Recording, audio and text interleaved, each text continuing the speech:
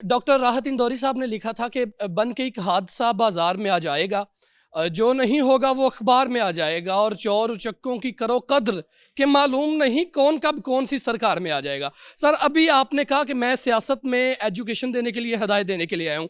ابھی آپ سے پوچھا گیا کہ آپ کا آئیڈیل کون ہے، تو آپ نے یہ فرمایا کہ میرا آئیڈیل، آپ نے کچھ مذہبی شخصیات کے نام لیے جس میں سے ایک رسول اللہ کریم محمد عربی صلی اللہ علیہ وآلہ وسلم تھے۔ سر آپ کے آئیڈیل محمد عربی ہیں، لیکن آپ ایک نیشنل ٹی وی پہ بیٹھ کے ایک اینکر کو نجی معاملات پہ اس پہ قسم اٹھوا رہے ہیں کہ آپ قسم اٹھائیں کہ آپ کی کوئی گرل فرینڈ نہیں ہے۔ آپ کے جو ہے وہ آئیڈیل محمد رسول اللہ ہیں، لیکن آپ جو ہے وہ ادھر آڈینس کو کہہ رہے ہیں کہ آپ سب کی گرل فرینڈز موجود ہیں۔ آپ کے آئیڈیل رسول اللہ ہیں، لیکن آپ ایک سفید داڑھی والے، سفید داڑھی کا حیا اللہ بھی کرتا ہے، تو آپ ان کو کہہ رہے ہیں کہ آپ نے زندگی پہ کر دیا۔ سر پلیز پلیز پلیز، پھر آپ کہتے ہیں سر پلیز پلیز لے لیں، سر آپ نے ہمیں ایجوکیٹ کرنا ہے، پلیز پلیز لے لیں۔ آپ کا سوال کیا ہے؟ ایجوکیٹ کرنا ہے۔ سوال یہ ہے آپ کہ ایجوکیٹ ہونے والے ہو، سر اگر ریاست مذہبی نہیں ہوتی ہے تو آپ کیا چاہتے ہیں کہ یہ اسلامی جمہوریہ پاکستان میں سے لفظ اسلامی نکال دیا جائے؟ چونکہ ریاست مذہبی، یہ سوال آ گیا نا، سوال آ گیا جی سر۔ لوکل کوئی ہے ساری آپ نے سر آپ نے ایجوکیٹ کرنا ہے مجھے۔ میں تو آپ کو ایجوکیٹ کرنے آیا ہوں، لیکن آپ ایجوکیٹ ہونے کو تیار نہیں ہو نا، آپ جاہلیت میں رہنا چاہتے ہو۔ میں آپ کو ایک بات کہہ رہا ہوں سمپل، کہ آپ جب نینا کی ریاست بناتے ہیں یا اسلامی جمہوریہ پاکستان بناتے ہیں، تو اگر آج امریکہ کرسچن جمہوریہ امریکہ بنا دے تو آپ کے جتنے پاکستانی لوگ وہاں گئے ہوئے ہیں نا، سر آپ کے آئیڈیل اسلامی بس بس سوال ہو گیا نا، سوال ہو گیا بھائی، سوال ہو گیا۔ اب مائک ادھر دیتے پلیز، مائک ادھر دیتے۔ آپ جو نا، آپ کا جو آخری سوال، آخری جو بھی سیاسی آقا ہے اس کو میرے جا کے بات کرے، آپ کے ساتھ کیا بات کرنی ہے، آپ کے ساتھ کیا بات کرنی ہے؟ آپ کے اندر کوئی اتنی عقل و شعور ہوگا تو آپ سے بات کریں گے۔ آپ بتائیے جی۔ منصور جاوید میرا نام ہے جی، الیکٹریکل انجینئر ہوں۔ مجھے خوشی ہو رہی ہے کہ دونوں انجینئرز کے درمیان میں مجھے بھی موقع ملا آج سر، شکریہ جی۔ بہت شکریہ آپ کا۔ آپ کس سیشن کے ہیں؟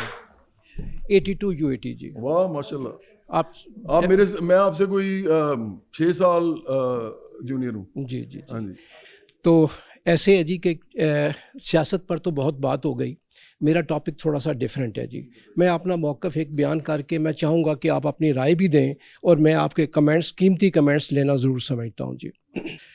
گولڈن پام ایک سکیم ہے جی گوادر کے بیچ میں، جو اسٹیبلش ہوئی 2000 کے بیچ میں جی، اور یہ پاکستان کے ریناؤنڈ بزنس مین صدر الدین ہاشوانی نے ان کو ڈیولپ کیا، ان کو چلایا، اور ان کی سبسڈی تھی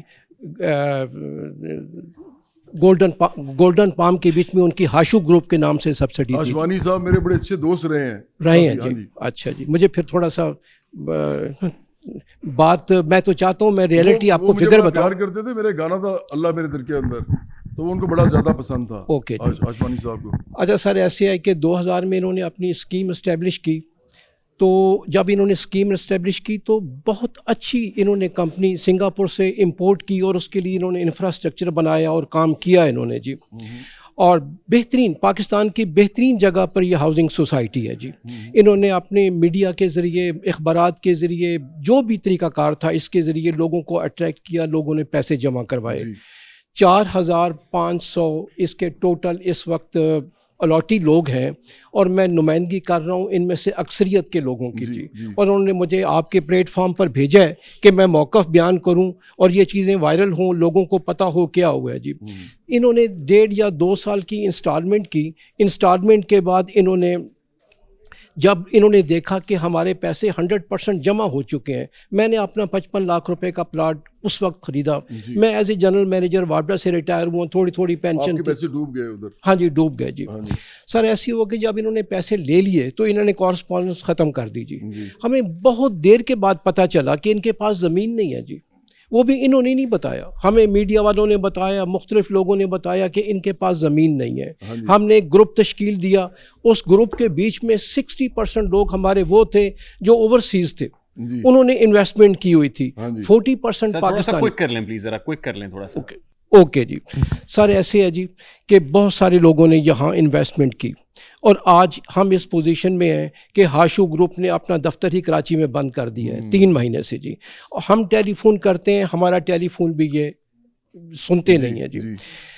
ہم تکلیف میں ہیں. اب انہوں نے کہا ہے دوستوں نے کہ اب مختصر کریں. میرے پاس تو آسٹریلیا سے ویڈیو آئی ہیں, انگلینڈ سے ویڈیو آئی ہیں, 4 خواتین ایسی ہیں جنہوں نے کہا تھا کہ ہماری ویڈیو چلائیں. اس پروگرام کے بیچ میں ان کے والدین بھی وفات پا چکے ہیں. جی اب چونکہ مجھے مختصر بات کرنی ہے, لیکن سر بات بڑی امپورٹنٹ ہے. آپ نے مختصر بات تو نہیں کی, لیکن آپ نے بہت اچھا کیا کہ آپ نے مختصر بات نہیں کی, کیونکہ پوری بات پتہ جی بس صرف 2-3 منٹ اور لوں گا. جی سر ایسے ہے کہ 4 خواتین کٹھی گھر میں بیٹھی ہوئی تھیں. انہوں نے کہا تھا کہ ویڈیو دکھانی ہے مجھے, لیکن میرے پاس موجود ہے, میں آپ دکھاتا نہیں, رہنے دیتا ہوں. دکھا دیجیے. مجھے انگلینڈ سے ٹیلی فون آ رہے ہیں, مجھے آسٹریلیا سے فون آ رہے ہیں, مختلف ممالک سے فون آ رہے ہیں کہ ہم نے پاکستان میں انویسٹمنٹ کی ہے, اب ہمارا پرسان حال کون ہے.